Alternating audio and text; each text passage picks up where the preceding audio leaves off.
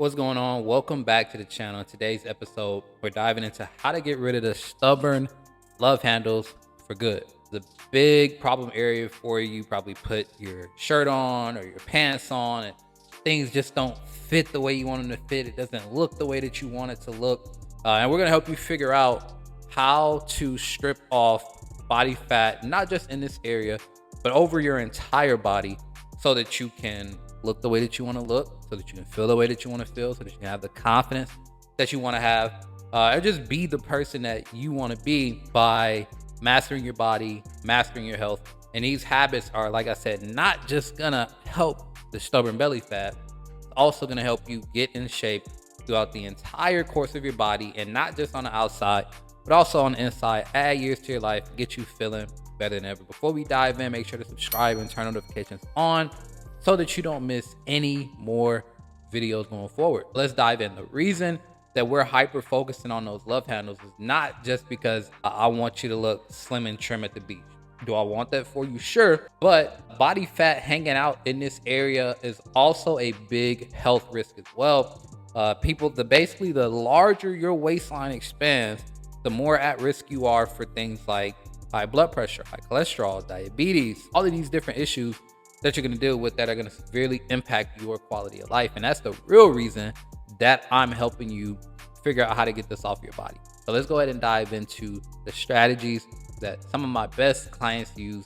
Like my guy Antonio was actually able to drop 20 pounds and reveal his abs and drop about 8 inches off his waistline using these same systems. Then my girl Deidre, who also was able to drop 30 pounds, 7 inches around the waistline, and dramatically reduce belly fat in her waistline as well. So they utilize these same exact systems. Now I'm gonna show you how to do it. Number one is to build muscle. Everybody thinks of how can I lose weight? How can I lose fat? How can I get certain areas of my body smaller? Everybody thinks in these terms, but it doesn't actually work long term because of the strategies that you have to use. The best way to lose body fat is actually to put some muscle on your body. And you're gonna do this through strength training. Instead of doing slogging 2-3 hour cardio sessions a day that you're not going to stay consistent with over the long term, do 20 to 30 minutes of strength work 3 to 4 days a week. Put some muscle on your body, get stronger over time.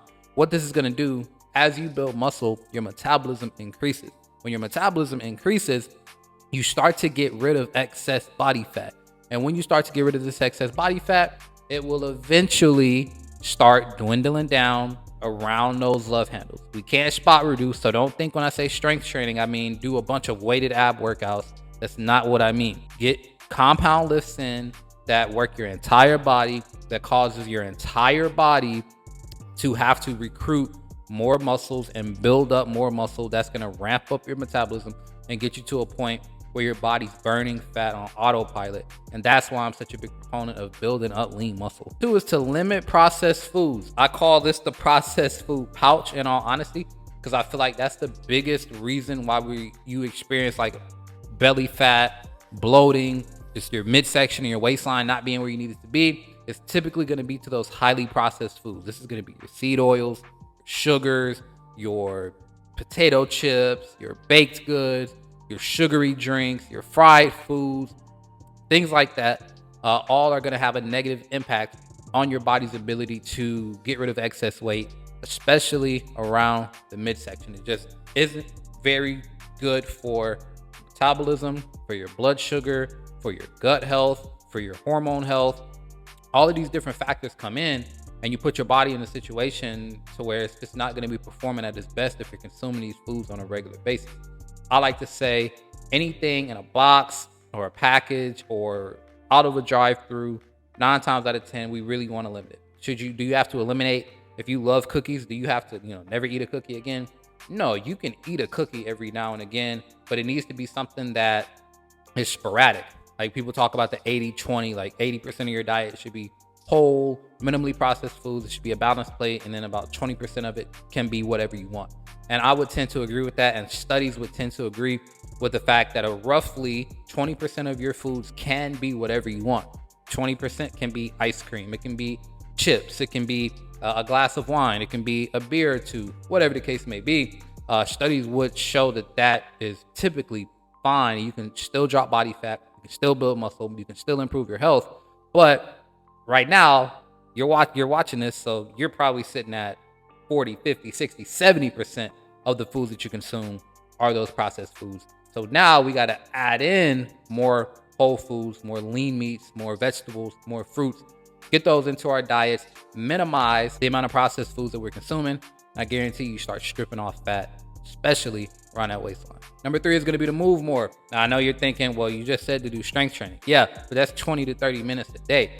That's not going to transform your body. What's going to transform your body is going to be you making a point to get up and move more frequently throughout the day. You're going to burn a lot more calories throughout your entire course of your day than you are just during your workout. And this is where a lot of people mess up at. You do a workout in the morning and you think you're good and you just sit and sit and sit for the rest of the day. If you're watching this, you probably have a sedentary job. You probably don't move too much.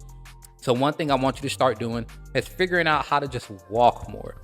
Maybe walk before you go to work, maybe walk after lunch, maybe try to walk during some of your meetings if you can, maybe take a family walk after work. Just figure out how to get some extra steps in on your day.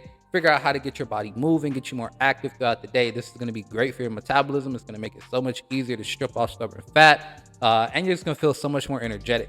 See, we get our energy from moving consistently. If you don't move, your body doesn't give you more energy. So you want to make sure that you're moving on a regular basis. It's going to make it so much easier to get fat off. Number 4 is to try to manage your stress. This one's tricky because it could be, your lifestyle. It could be your job. It could be family issues. It could be relationship issues. Like, there could be a number of reasons why you might be undergoing high stress. But the fact of the matter is, a highly stressed body is not going to drop fat, especially around the waistline. Stress has been known to build up visceral fat. That's that deep belly fat that's going to cause your belly to protrude. That's going to have a lot of other health effects for you. So try to mitigate your stress as much as you can. Any areas of stress in your life that you can easily eliminate or improve, you need to work to do that instantly. And in those other areas that maybe are going to take a little bit more time, like personal relationships, things like that, if those are things that you're stressed about, job, career, those are things that you're stressed about, then we need to start putting in action steps to figure out how to get into a better place with that. Because I know by experience for over the last 6 years that if you have a lot going on in your life, the chance that you're going to be able to consistently make healthy decisions is slim to none because of what's going on in your life. So before we even start addressing all these other things, we got to really start figuring out those areas of our life that's causing us the most stress and figure out how we can change those and get our body into a less stressed state. That way you're not constantly fighting bad cravings. Your body's not throttling energy, because when you're stressed, your body also throttles energy. It holds on to body fat because it's an evolutionary response to 10,000 years ago or however long ago. If we were stressed out, it was typically due to war, famine, lack of food. So your body's going to instantly hold on to excess fat so that you can survive longer. And even though those aren't the situations we're going through anymore, our body still operates off of those same kind of pretenses. So you really want to make sure that your stress levels are in a good place. And a good way to improve your stress is to exercise, to eat high quality foods, to get high quality sleep. All of those things are beneficial, but in order to even get to the point where you can do all of those things, you probably have to look into some of those most stressful areas of your life and figure out how to make them better. Last but not least is go to bed, get some sleep.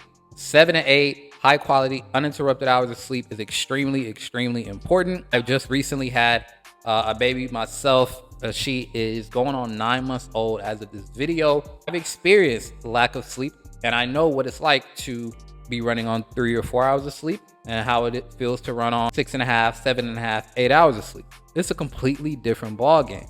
So it's extremely important to make sure that you're getting to bed on time. This is typically the one right here. Getting to bed on time, not doom scrolling social media, not up late doing work with your laptop in your lap and then close it and try to go to sleep. That's not going to work. You probably want to get rid of all screens about 60 minutes ahead of time. No TV, no laptop. You want to really just sit in your bed, chill, maybe brain dump, maybe journal, write something down, do a devotional, meditate, stretch. You want to do something that gets your body in a calmer state, something that gets your mind in a calmer state about 60 minutes before your bedtime. So if your bedtime is 10 o'clock, that means we need to be in the bed at 9 o'clock. so that we can make sure that by the time 10 o'clock hits, we're already into our sleep cycle. If you do this, it's gonna make your body so much better at recovering from your workouts. It's gonna make it easier to regulate and increase and improve your metabolism. It's gonna make it easier to digest your food. Your digestion is gonna improve. Your energy is gonna improve. Your mental cognition is gonna improve. You're gonna feel like a brand new man or a brand new woman if you can consistently make this a habit inside your sleep health. So that's it. That's the 5 strategies that some of our top clients have used in order to get stubborn fat off their body, to get rid of the love handles for good, just get healthier. Like I said at the top, it's not just because I want you to look good at the beach.